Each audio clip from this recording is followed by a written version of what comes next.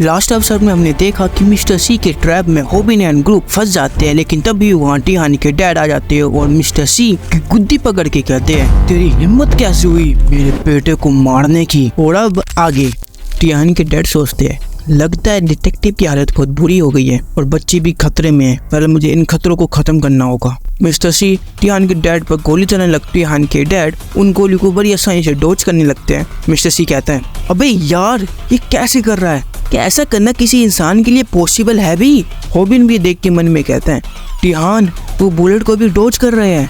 टिहान कहता है, हाँ मुझे भी दिख रहा है। तभी मिस्टर सी देखते हैं कि गन की सारी गोलियां खत्म हो गई है। तभी टिहान के डैड मिस्टर सी को एक जबरदस्त किक मार के कहते हैं, सुन बे नौसिखिए, तुझे अपनी बुलेट वेस्ट नहीं करनी चाहिए थी, सोच समझ के शूट करता ना। तभी नरेटर यानी कि मैं बताता हूँ। चाइना के एक शहर पर एक गैंग थी जो राज करती थी। अचानक उस गैंग का एनकाउंटर हो गया जो कि कभी इम्पॉसिबल लगता था।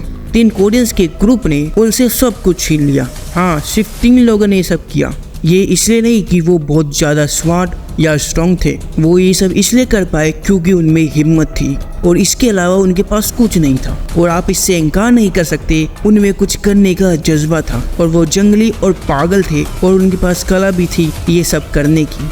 तो इसी वजह से वो फर्श से अर्श तक पहुँचे। हम प्रेजेंट में आते हैं। मिस्टर सी टिहान के डैड पर बहुत अटैक कर रहा होता है। ये देखकर होबिन कहता है, वो अपने अटैक में बहुत माहिर है, क्या तुम्हें लगता है कि वो किसी वजह से उस पर अटैक नहीं कर पा रहे। टिहान मन में सोचता है, वो उस पर अटैक क्यों नहीं कर रहे, एक मिनट, वो अपने आप को एक वॉल की तरफ क्यों ले जा रहे हैं। तभी मिस्टर सी एक आयरन पाइप लेकर कहता है, वेल मुझे जिन्हों की परवाह नहीं है, पैसा ही मेरे लिए सब कुछ है। तभी मिस्टर सी अटैक करके कहता है, सॉरी ओल्ड मैन।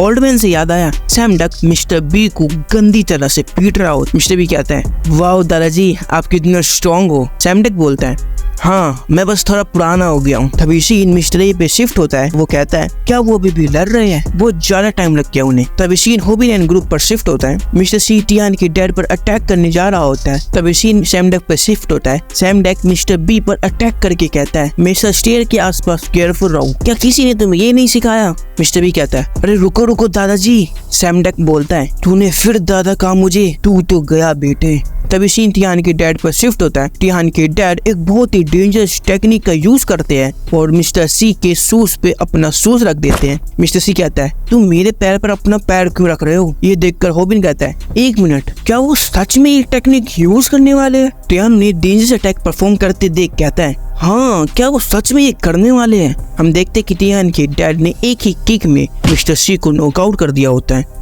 ये देखकर सब लोंडे लपाड़े कहते हैं, नो वे, एक किक से ऐसी आवाज कैसे आ सकती है। मैं बेट लगा सकता हूँ ये उसकी हड्डियां टूटने की आवाज थी। टिहान के डैड मिस्टर शी को चारों खाने चिढ़ करके कहते हैं, देखो तुम्हें मेरी बात मान लेनी चाहिए थी, अब देखो अपना हाल।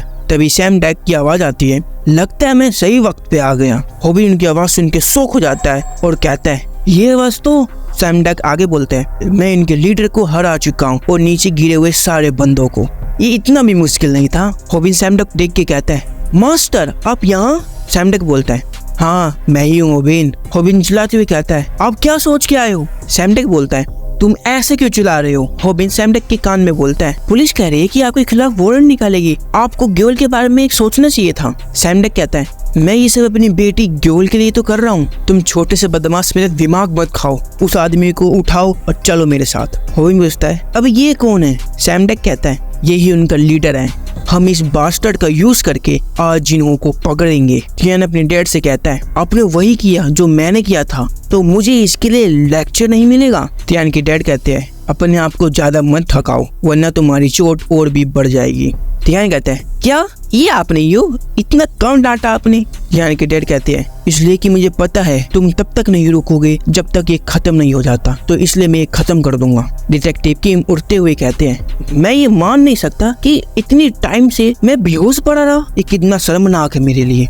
ओके, ये मुझे समझ आ गया है, तुम दोनों ने पूरी गैंग खत्म कर दी, तुम दोनों तो कुछ अलग ही हो, लेकिन तुम अभी भी सारे रूल्स को तोड़ रहे हो। टिहान के डैड फुल बैडिश एटीट्यूड में कहते हैं, तो क्या तुम मुझे अरेस्ट करोगे। डिटेक्टिव किम कहते हैं, देखा जाए तो मुझे ऐसा ही करना चाहिए, मुझे लगता है कि हम दोनों का सेम ही गोल है, तो क्या आप हमारे साथ काम करोगे। टिहान के डैड कहते हैं, हम तुम्हारे साथ काम करेंगे। पुलिस हेडक्वार्टर में सीन शिफ्ट होता है। डिटेक्टिव किम कॉफी देते हुए कहते हैं, ये आउट ऑफ सिलेबस है किसी ऑफिसर के लिए किसी को थैंक्स कहना, लेकिन मैं ये करूंगा। मेरी जान बचाने के लिए आप दोनों का बहुत बहुत शुक्रिया। सैमडेक कहता है, हमने तुम्हारी जान बचाई लेकिन तुम हमें बस एक इंस्टेंट कॉफी दे रहे हो। डिटेक्टिव किम पूछता है, क्या आपको ब्रेन टी चाहिए? सैमडेक कहते हैं, मैं बेट लगा सकता हूँ कि तुम्हारी वाइफ तुम्हें हमेशा डांटती होगी। टियान के डैड पूछते हैं, तुमने हमें यहाँ क्यों बुलाया है? हम देखते हैं कि मिस्टर बी से इंटरोगेशन हो रही होती है। डिटेक्टिव किम कहते हैं, आप जिनोली के बारे में जानना चाहते हो? अब ये हमारे अंडर है, हम उससे 1 घंटे में सारी इन्फॉर्मेशन निकाल लेंगे, तो बस आप यहाँ बैठ जाओ और हमें देखो। सैमडेक और टियान के डैड कॉफी पीते हुए कहते हैं, चलो ठीक है, कॉफी पीते पीते कुछ एंटरटेनमेंट हो जाएगा।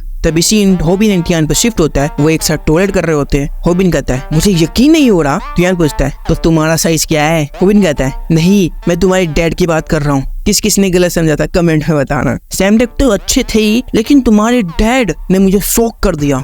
मैं सोचता हूँ कि उन्होंने कैसा जीवन गुजारा होगा। टियान कहता है, मैंने सुना है उनका जीवन बिल्कुल सामान्य नहीं था। मैंने सुना है वो पहले बहुत बड़े बदमाश थे। होबिन डिटेक्टिव किम से पूछता है, क्या उसने कुछ बताया? डिटेक्टिव किम कहते हैं, अभी तक नहीं, मुझे नहीं लगा था कि ये इतना मुश्किल होगा। टियान के डैड गुस्से में कहते हैं, क्या मैं अंदर जा सकता हूँ? सैमडेक कहता है, तुम उसे खत्म कर दोगे, थोड़ा रिलैक्स करो, मैं जाता हूँ। सैमडेक रूम के अंदर एंटर करते हुए कहते हैं, सब लोग रूम क्लियर करो अभी। डिटेक्टिव, मुझे 1 मिनट दो, ये टाइम है इसके स्क्रू टाइट करने का। सैमडेक जल्दी से इंटरोगेट करके कहते हैं, उसने कहा कि वो बास्टर्ड किसी होटल में एंजॉय कर रहे हैं। डिटेक्टिव, जाके कंफर्म करो ये बात। डिटेक्टिव मिस्टर बी से पूछते हैं, ये क्या, तुमने ये क्या कर दिया पैंट में? होबिन मिस्टर बी की हालत देखकर कहता है, हे डिटेक्टिव, मैं भी लगभग टॉयलेट करने ही वाला था। सैमडेक और टियान के डैड निकलने लगते हैं। सैमडेक कहता है, मैं आगे जाता हूँ, आप सब गियर अप करके निकल सकते हो या फिर यहाँ आप रुक भी सकते हो अगर आपको ऐसा ठीक लगता है। होबिन एंड ग्रुप वहाँ से निकलने लगता है। तभी बड़े ऑफिसर आके कहते हैं, तुम कहाँ जा रहे हो? तुमसे तो क्वेश्चन किया जाना चाहिए।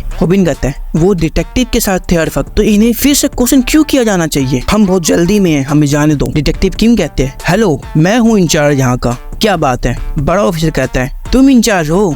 तुमने इन दोनों को चेक नहीं किया है क्या? एक तो नॉर्थ कोरिया से बार आया है और एक कॉन्फ्लिक्ट का सेंटर आया है हमेशा से, और दूसरे का तो नाम ही नहीं मिल रहा। बड़ा ऑफिसर कहते हैं, तुम दोनों की काफी इंटरेस्टिंग हिस्ट्री है, थोड़ा बातचीत कर लेते हैं। टियान के डैड और सैमडेक कहते हैं, टियान और होबिन सेफ रहना, हम जल्दी वापस आएंगे। तभी बड़ा ऑफिसर कमिश्नर जनरल को कॉल करके कहता है, हमने इमरजेंसी अरेस्ट कर लिया है जैसा आपने कहा था। दूसरी तरफ हमें कमिश्नर जनरल जुन चुलियान दिखाई देते हैं। कमिश्नर जनरल कहते हैं, इनसे अच्छे से पूछताछ करना, ये गैंग रैम्पेज से कनेक्टेड हो सकते हैं। कमिश्नर जनरल कॉल एंड करके कहते हैं, सर चिंता मत करो, जब आप बाथरूम में थे तो मैंने सब हैंडल कर लिया। तभी हमें असेंबलीमैन जे यून हान दिखाई देते हैं। असेंबलीमैन कहते हैं, तुमने कर दिया? कमिश्नर जनरल कहते हैं, हाँ, मेरे लिए तो छोटी सी बात थी। असेंबलीमैन ब्रीफ केस खोल कर कहते हैं, ये छोटी सी भेंट है मेरी तरफ से आपके लिए। ब्रीफ केस में 3 गोल्डन फ्रॉग के मॉडल होते हैं। कमिश्नर जनरल कहते हैं, ओह वाओ, आपको ये करने की जरूरत नहीं है। बाय द वे, आपको कैसे पता लगा कि मुझे ये बहुत पसंद है? असेंबलीमैन कहते हैं, जो मेरे कॉन्टेक्ट में है, मैं उन्हें हमेशा खुश रखना चाहता हूँ। तभी सीन लीजिनो पे शिफ्ट होता है। लीजिनो कहता है, क्या कोई मेरे पीछे से मेरे बारे में बात कर रहा है? वैसे भी वो क्लोज कॉल था, मैं नहीं सोच सकता था कि वो नेमलेस मैनसन गाय भी इन्वॉल्व हो जाएगा, और टियान के डैड भी। ये तो अनफेयर है ना, लेकिन मैंने उनके मूवमेंट को रिस्ट्रिक्ट कर दिया, लेकिन मुझे नहीं लगा था कि ये इतना बुरा हो जाएगा कि मुझे वहाँ से मूव करना पड़े। मिस्टर टैटू लीजिनो से पूछते हैं, बॉस आप यहाँ क्या कर रहे हैं? लीजिनो कहते हैं, मैंने सोचा कि इस एरिया में आया हूँ तो मिलता चलूं। लीजिनो मिस्टर टैटू के ब्लेड को लेकर कहता है, अच्छा ब्लेड है, तुम इसमें हमेशा धार लगाते हो।